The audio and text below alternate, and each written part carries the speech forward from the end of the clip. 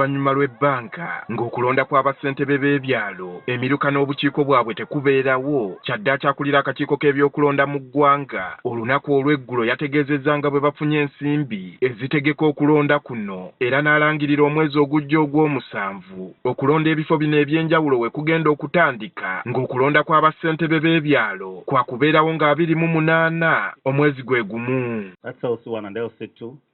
As well as women councils and committees elections. Okusinziira ku beegwanyiza ebifo bino ab'enjawulo betwogeddeko nabo omuli Eriki Elia Bulutakome nga yeegwanyiza bwa ssentebe bw'ekyalo Kinaawa mu Kyengera Town Council, Eriko mu Mutebi eyeegwanyiza obwa ssentebe w'e Buyala, Ssennoga Yolaniimu eyeegwanyiza obwa ssentebe bw'ekyalo Village 31 Naggulu tubasanze bali mu keetalo nga balinda lunaku mulindwa enkalu zinoonya obukongovule. Nze Mutebi Eriko mwe yeesimbyewo n'abawagizi bamwe n'abagenda okunnonda tuli ready sikeraliikiridde era tweyanzanya akakiiko k'ebyokulonda okuba nti kalangiridde abatuuze b'e Buyala bulijjo banoonya change. Nange oluvannyuma lw'okuba nti ntaddewo embeera abantu mbaweereza bantegedde y'ensonga lwaki neesowoddeyo. Bano wabula bennyamivu olwa gavumenti obutatwala bukulembeze bw'ebyalo ng'ekikulu abakulembeze abalondebwa ne bakajjala mu bifo okumala akaseera olwo abantu b'ebitundu ne basigala mu kudaaga. Kandaliriza okulonda kikosezza nnyo ebitundu bakiyamaani bangi entebe zino obukulembeze babutwalanga amaka gaabwe abantu bate tebakyafuna buweereza butuufu basaanidde kufuna wadde ng'ebbanga ery'ennaku 7 ery'okuva ng'ennaku z'omwezi 2 omwezi ogujja okutuuka nga 27 omwezi gwe gumu lirabika nga ttono bano okufeffetteramu obuwagizi bano tebakirinaamu buzibu nga bagamba ebitundu bye bawangaaliramu nti n'omulimu guba gwakolebwa dda. Ne bakunako ennaku 10 ne banakuwa omwaka mulamba naye ng'erinnya lyo bbi oba oyonoonera biseera.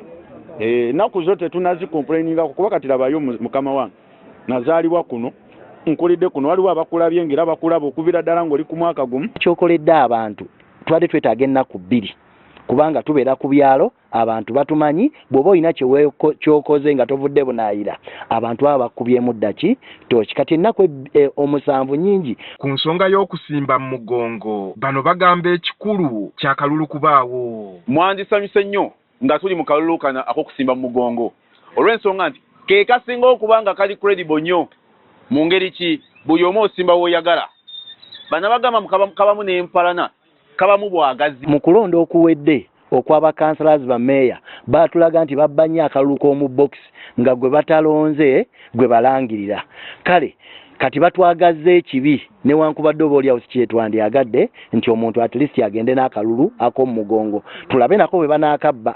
Newankubadde abakulembeze ku mutendera guno kumpi tebasasulwa bano bategeezezza nti tekisobola kubayigula ttama. Walabira okumpi ate kikosa naye alabira ewala ne baba tebakuwadde musaala kikuyamba nti nsobola okukola obulungi obutagambika omwana wange nafuna ku linnya lyange. Chairman yenna yandibadde azze kuweereza abantu nga tatunuulidde musaala yadde oba oliawo weetaagayo okuweebwayo ensako gavumenti kyetannalowoozaako naye nga buno buweereza.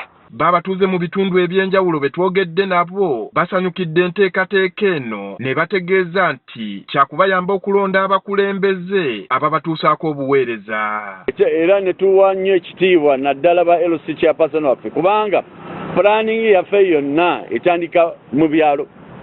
Buli decision gye mulaba ne mu parliament buli decision ejja wali manya evudde kuva mu byalo byaffe. Twandyetaaze omukulembeze asobola okulongoosa enguudo zaffe abantu kubanga enguudo mwe tuli muno enguudo teziri mu mbeera nnungi. Abakulembeze be tulina okulonda beba abakulembeze abayinza okutukulembera tusobole okutuusa obuweereza ku bantu ba wansi. Okulonda kuno okubeerawo kibadde kitutte emyaka egiwerako ng'obukulembeze obwalondebwa mu mwaka gwa 2018 tebukyusibwa olwa gavumenti okwekwasa ensonga ez'enjawulo omuli n'obutaba na ssente ezikutegeka.